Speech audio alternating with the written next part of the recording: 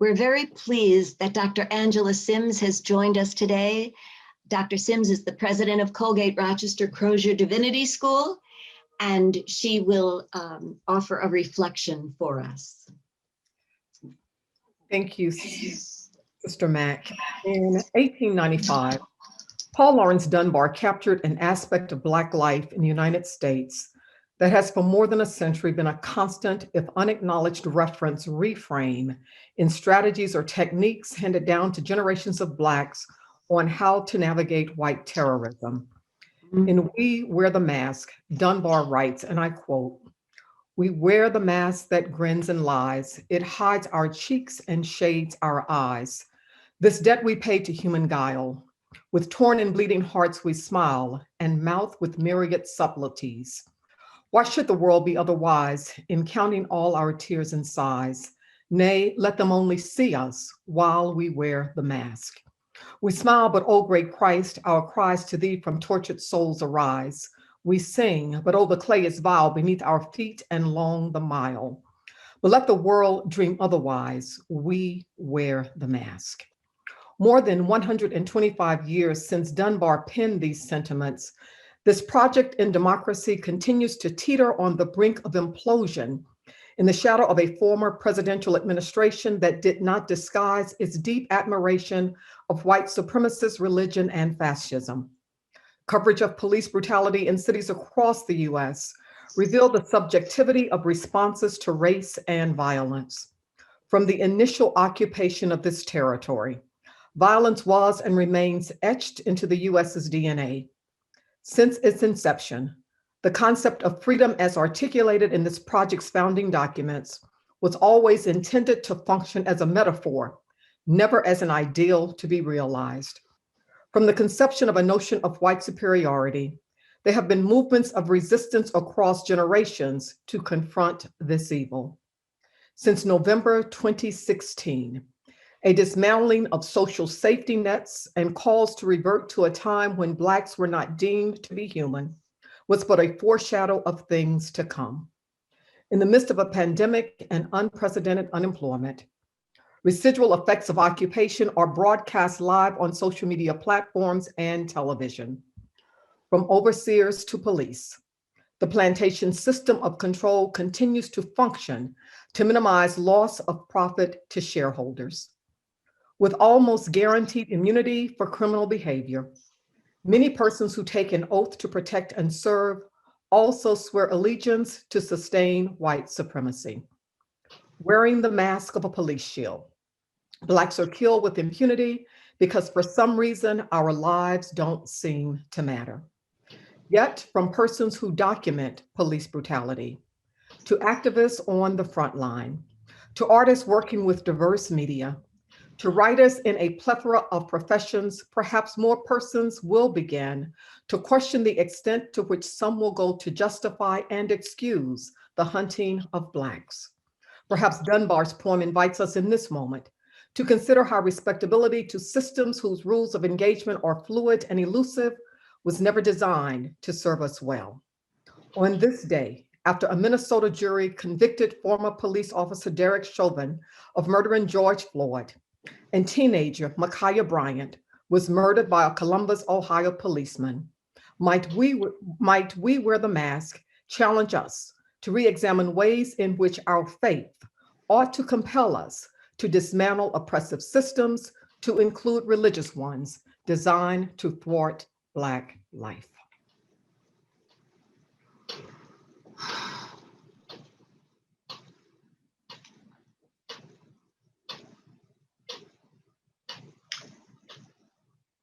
Thank you, Dr. Sims, for naming the reality.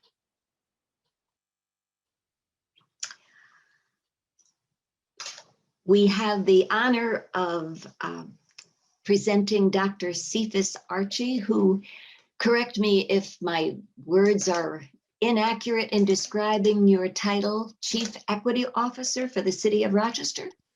You're correct. Great. Yes, Barbara Green and I heard you speak at Enon on Genesee Street maybe a day or two before all of Rochester heard about Daniel Prude. And you preached that day. That was not your assignment, but you did. And we were both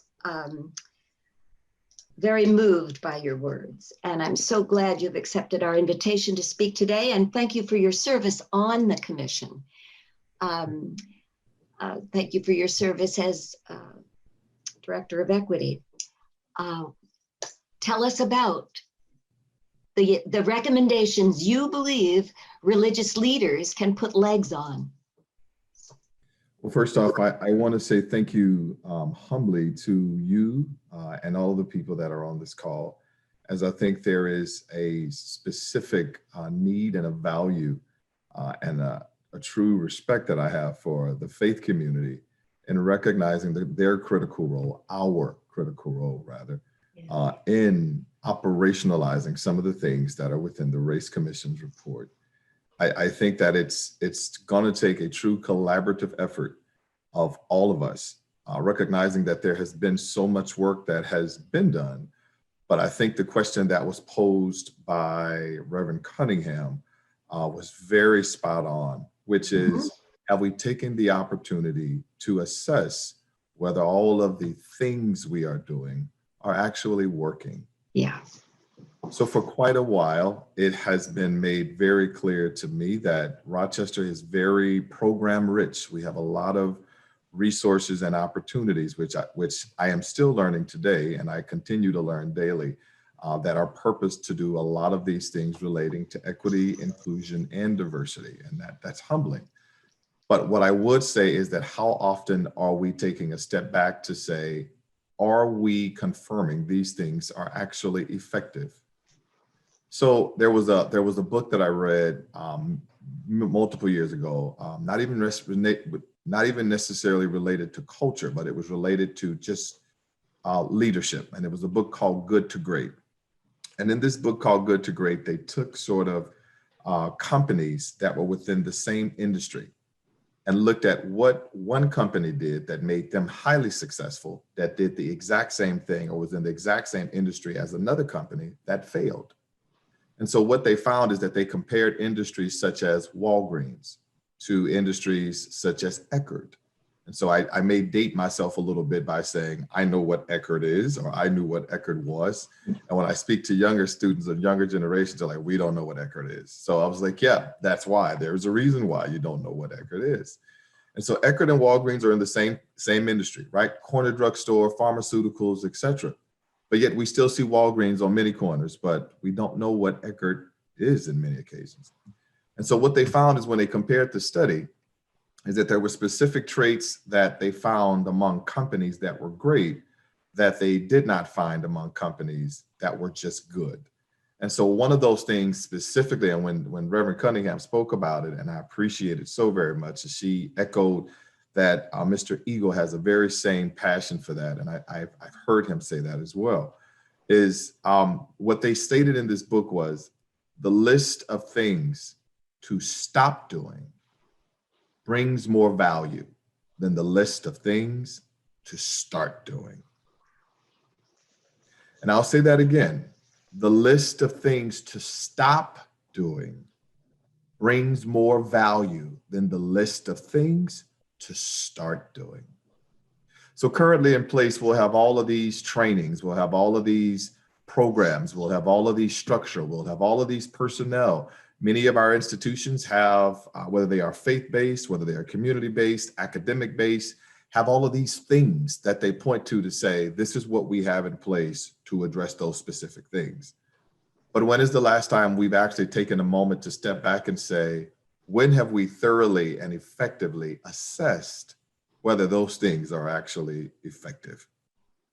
I compare that to even how we think about our priorities. So we say equity is a priority. We say diversity and inclusion and belonging, and all of these anti-racism structures specifically are all our priorities.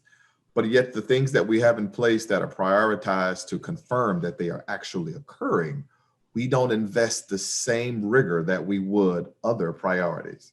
one of the things that I was stated, and I stated this at a recent conversation that I had last week amongst community personnel, is to say, so let's look at how we do budgets. So when we annually look at our budgetary processes, if we see that there is a deficit amongst our budget, we immediately, because we say it is a priority, it is the capital that drives us, just like we say equity is a priority. When there is a budget deficit, there is no strategic plan written for the next 15 years to address that budget deficit. Decisions are made immediately, whether it's personnel changes, reduction of programs, etc. And so if those things are truly a priority, then how are we demonstrating that in the actual actions that we as both individual communities, individual organizations, individual structures that are in place, how are we using that very same sense of urgency that we would amongst our other identified priorities to say, these things will change now? So there was a study that I read in the Chronicle of Higher Education about 2 years ago.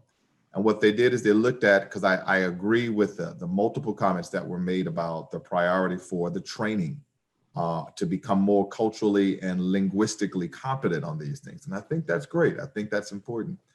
But what they stated is that after decades of research, because since the 60s, there have been trainings, is that what they found is that by large, when you do trainings themselves, trainings did not move the needle on equity. Because as we know on this call, many of the people that show up to those equity trainings are the people who we can confirm and say we're preaching to the choir. Mm-hmm. And that's because we have not reflected our policies and our expectations to make sure that everyone is actually attending these opportunities and being provided these intercultural competencies and these intercultural engagement strategies. Because it's very clear that our cultural norms are established by the group of the majority. The largest represented group determines what is acceptable, but also what is not. And so if we are not very deliberate with confirming that these are the expectations of all to be learning of the cultures that are not a part of the majority, then we are actually being, in our own way, somewhat negligent. And so, yes, the training is critical, but the training by itself won't drive the change. It must be all of those policy changes, those practices along the way that truly help us systemically make some of these changes that are necessary.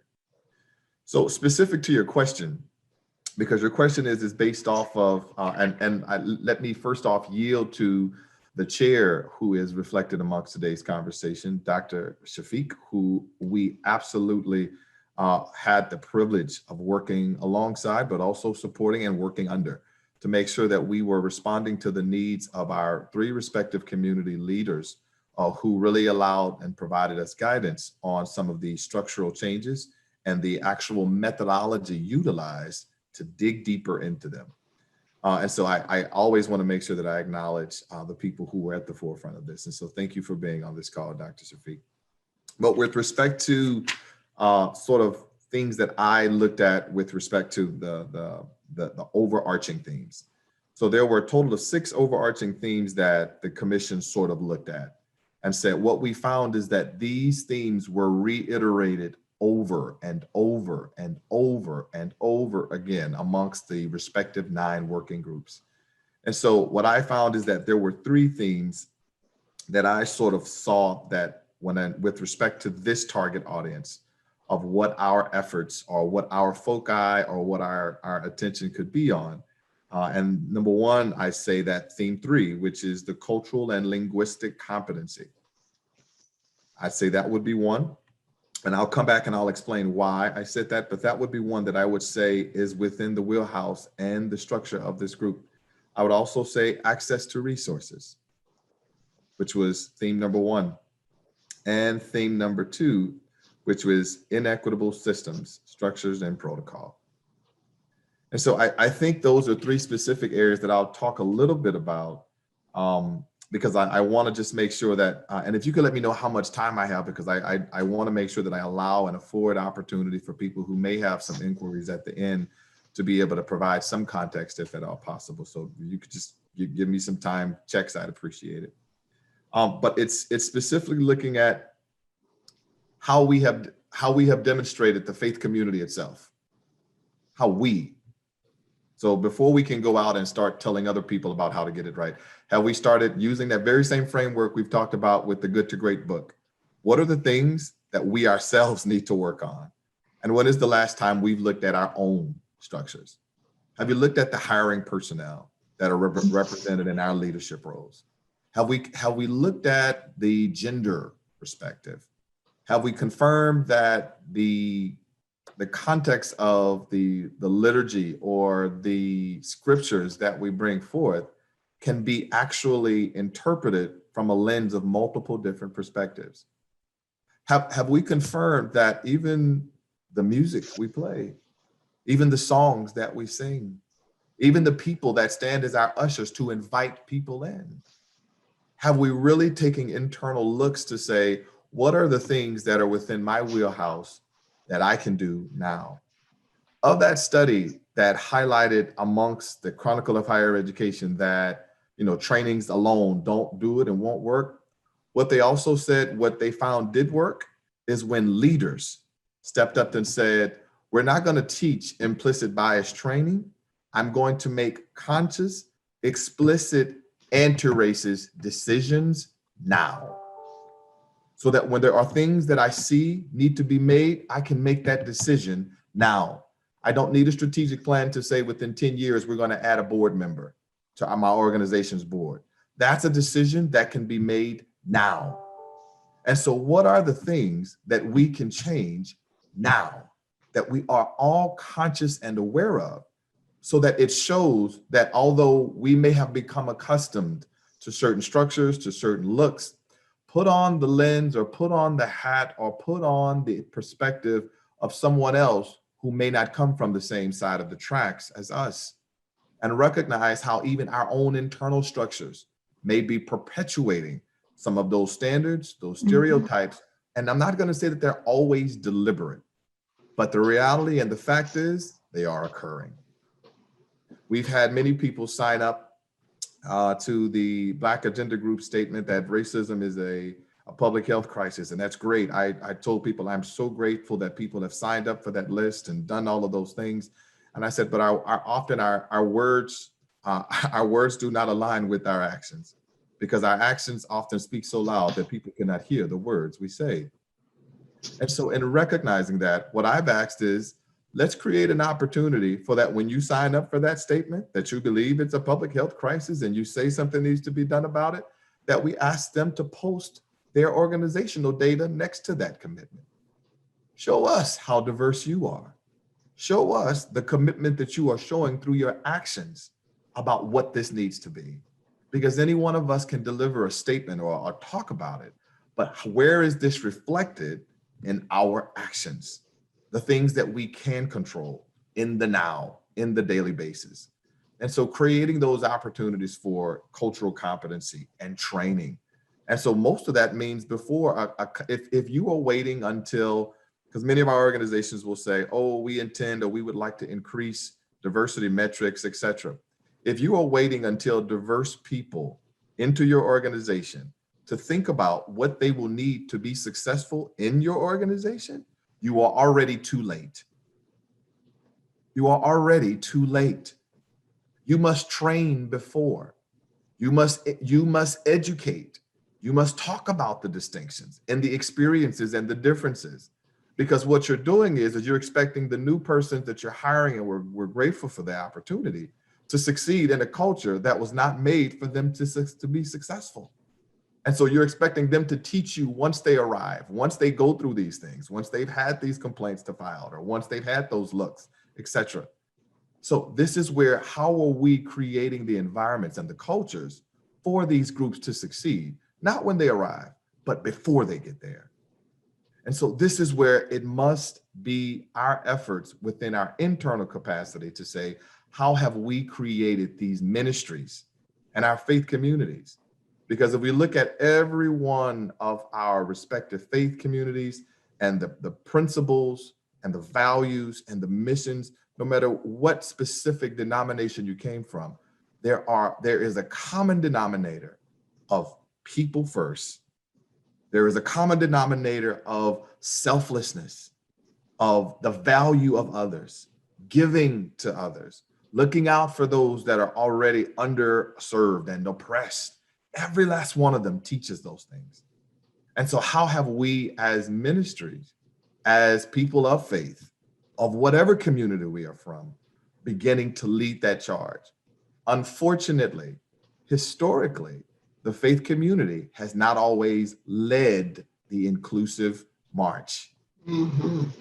Historically, we have not.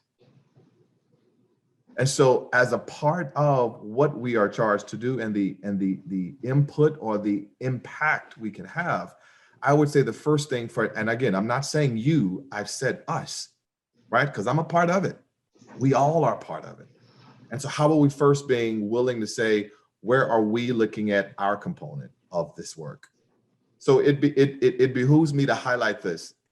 With respect to the faith community, the RACE Commission was very deliberate with highlighting their focus and their charge was to look at local laws and policies for anti-racism structures or structures that perpetuated or laws that perpetuated these things. So let me be very clear.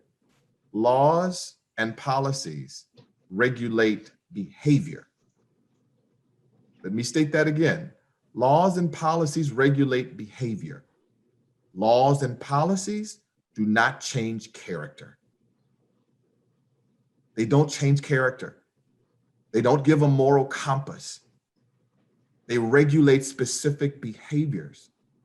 And so when we talk about the role of our faith communities, is that such the distinguishable area that you are empowered to say, we lead that charge. We lead the why this matters.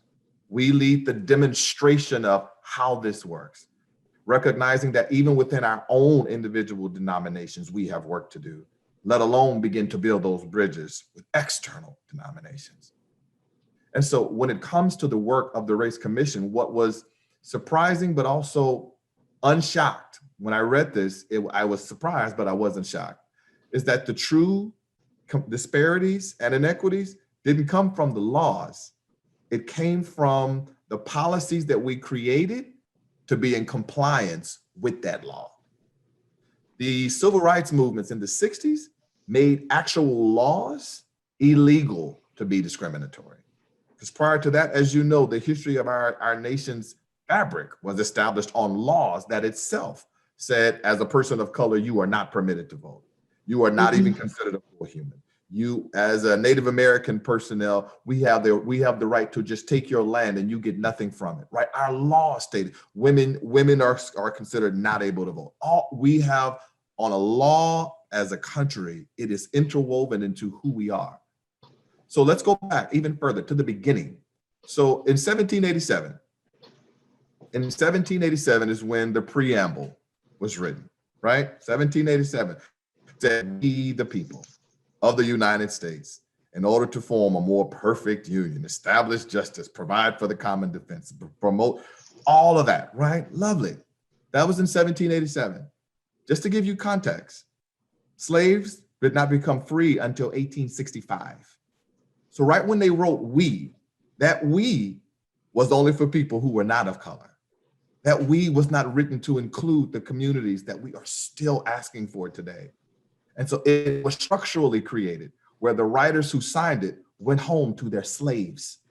And so in recognizing that, 78 years later, in 1863 and 65, is the point that we just began to be freed from slavery.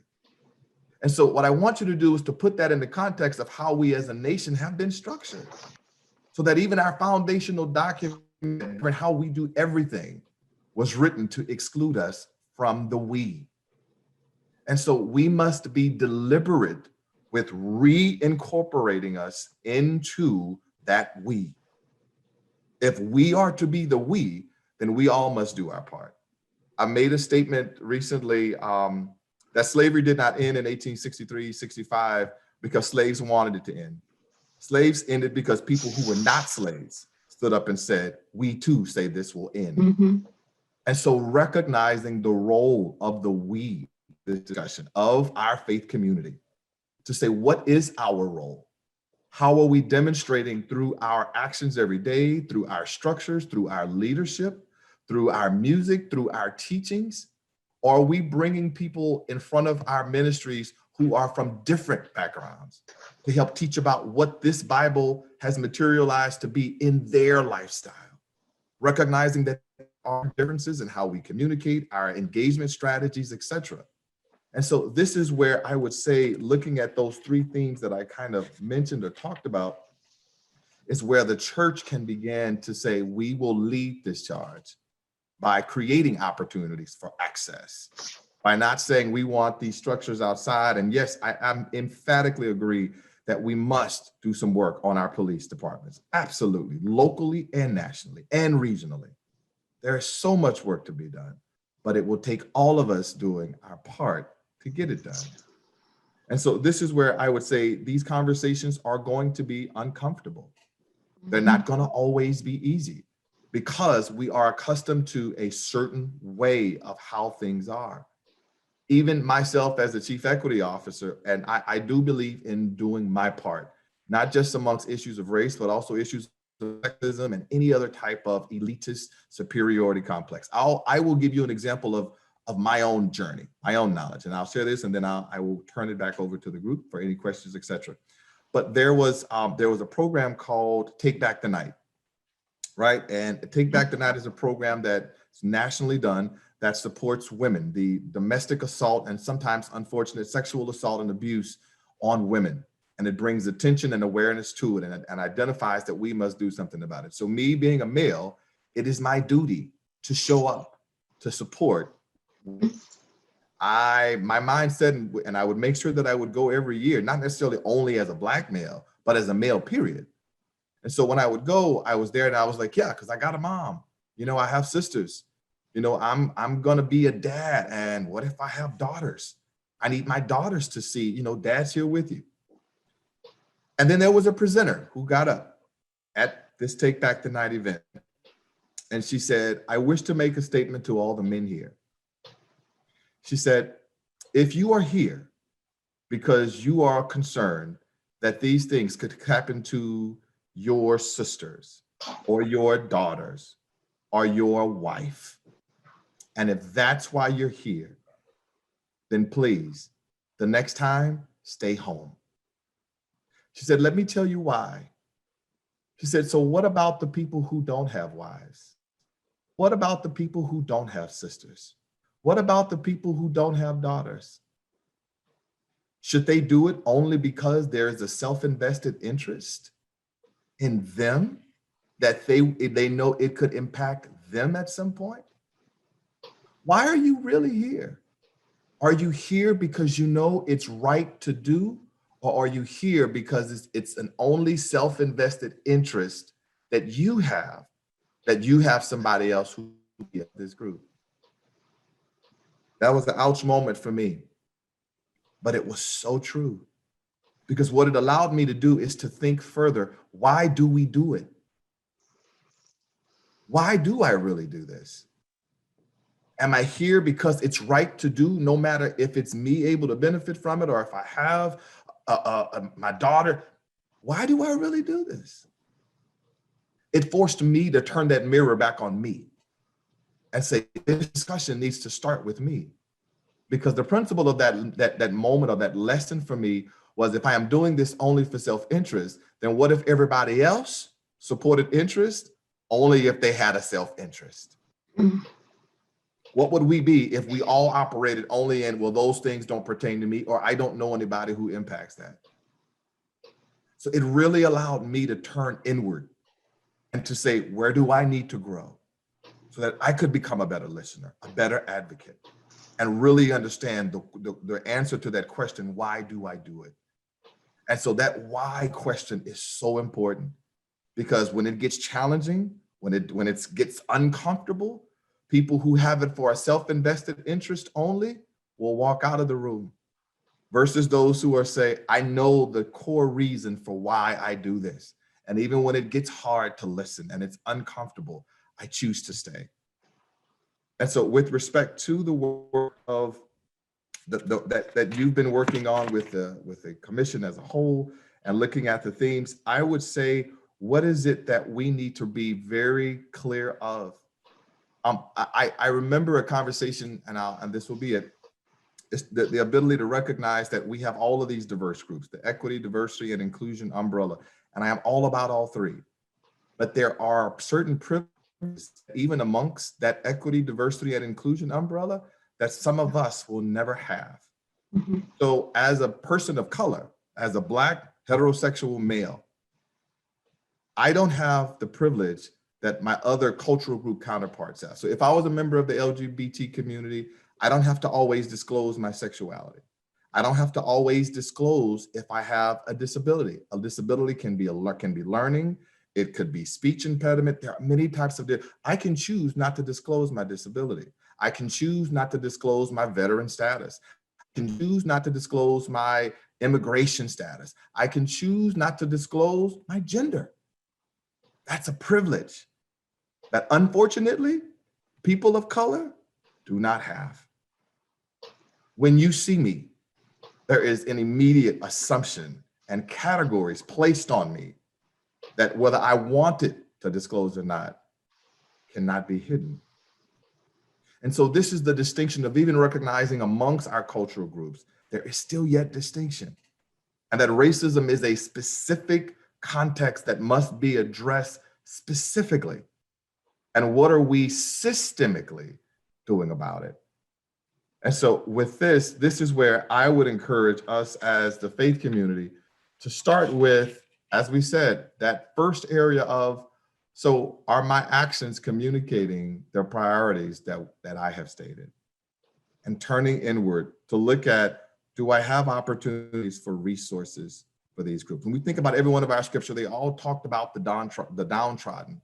They all talked about the vulnerable and the commitment and the duty to specifically address them. We have had data for decades that have shown us what groups are lying at the bottom. So how are we looking at our communities of faith to be solution oriented, to lead the charge of collectively we will address this. Collectively, we will respond to these things. How are we addressing these things within our systems, recognizing that even from the beginning of our Constitution, we were excluded from the we. Mhm. So this is where I would ask the faith community to be a part of our collective solutions, to say, what can we do internally within our own, so that when we are challenging of our external communities, we can say, we cleaned our own houses first. And we were committed to looking at what our efforts were, although unaware. When is the last time you've actually assessed the diversity of your congregation? When is the last time you've asked people about their experience?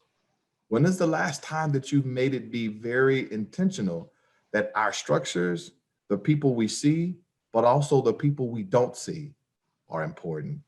And we need to find a way to get appropriate and accessible to have them be included.